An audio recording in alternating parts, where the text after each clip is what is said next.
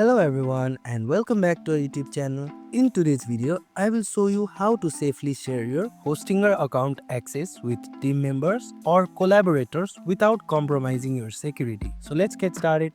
First of all, open the web browser on your mobile device and go to Hostinger's official website, that is www.hostinger.com. And in this page, make sure that you are logged into your account by clicking on the option saying login.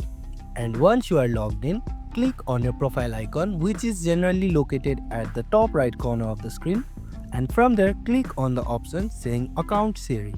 In access management section, you will see an option to grant access. Click on this to invite someone to share your account. Now enter the email address of the person that you want to share access with. Hostinger allows you to get specific permission. For example, you can let them manage hosting services, domains, or billing. Choose the level of access you are comfortable with. After setting all the permission, simply click on the option saying grant access. The person you've invited will receive an email to accept your invitation. And that's it. Sharing your Hostinger account is simple and secure. If this video helped, please don't forget to like, share, and subscribe to our YouTube channel. Thank you for watching and we'll see you in the next one.